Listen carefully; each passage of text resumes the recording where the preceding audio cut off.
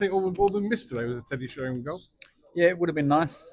Didn't really get an opportunity to score a goal, but it was lovely to be out there and nice to be involved in a fantastic stadium with old mates and uh, seeing how the other half live now and the way that they're looked after. All behind the scenes here at Tottenham is just second to none. So it's just showing my family and friends around there in there. It's unbelievable. So. A question I asked him at our Berbatov, he didn't really give me an answer, so I hope you will. Is that in the Europa League, two of your former clubs could win it, could meet the final, Spurs and Man United. Who needs it more? Tottenham, without a doubt. Man United have won things over the last couple of years. I know not things are not rosy at either football club, but Tottenham need to win it without a shadow of doubt, and it would mean a lot more to them. Because of Champions League football, or just because it's silverware? Silverware.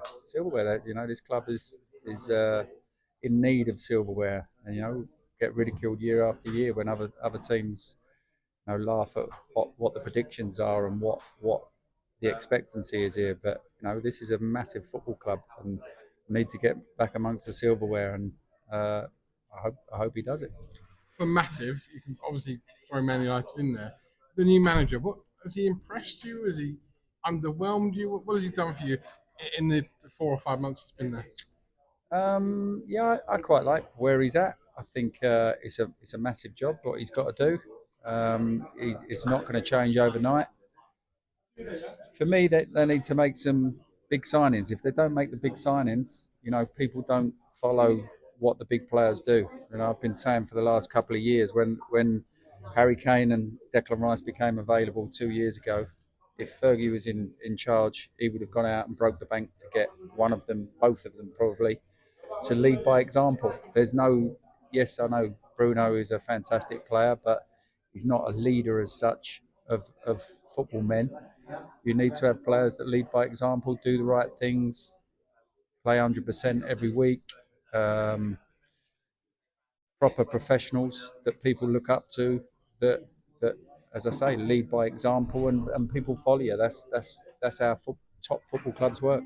Like back in the day, the Sheringham's don't fall off trees, nor the Rices and Harry Kanes.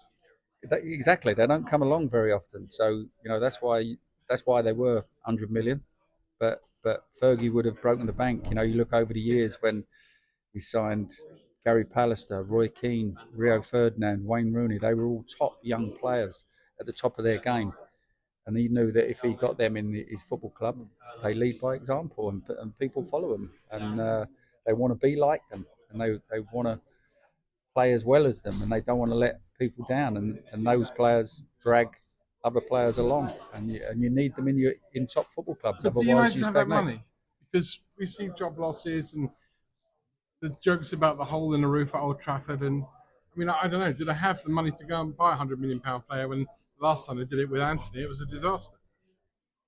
Yeah, but that's not top players, is it? If rather than buying Harry Kane for 100 million, they bought Hoyland, who I think is a decent player, for 70 million.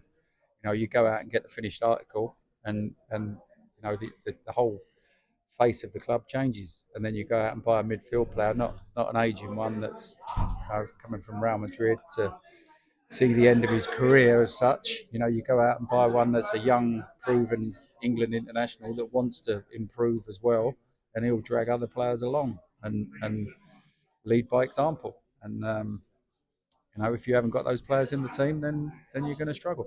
Last one, if I can, on England. Thomas Tuchel. I mean, is he the man to bring home the World Cup? I was impressed with him the other day. Why wouldn't you be? I thought it was a good game. Albania come to join the party as well and try and get something out of the game, which is unusual for the smaller nations. But it made for a decent game. But you'll only be able to judge Tuchel when you get into the big competitions and the finer moments of competitions, semi-finals and finals. That'll be when the judgment comes. My favourite England game in terms of excitement was England Holland that you played in Euro '96. Yeah. I didn't see the other night any bits of that, which was like England Holland with that. Do you know what I mean? He wants to come in and excite. Well, I'll show him that as an exciting game. The other night didn't excite me. How does he excite? How did you get from there to England Holland '96? Well, it wasn't a big game, was it? It wasn't built up to be a big game, but there was flashes of brilliance where Bellingham setting up the first goal was an unbelievable pass, and the way he turned and got himself into that position with a sticky defence to get through. I thought Harry Kane did some exceptional things again the other night, and that's what excites people. But you're not going to get that until the final moments of competitions, when at the end into the quarterfinals, semi-finals, and finals. So we'll get there, but it's just what happens when we get there. But I'm optimistic about that as well.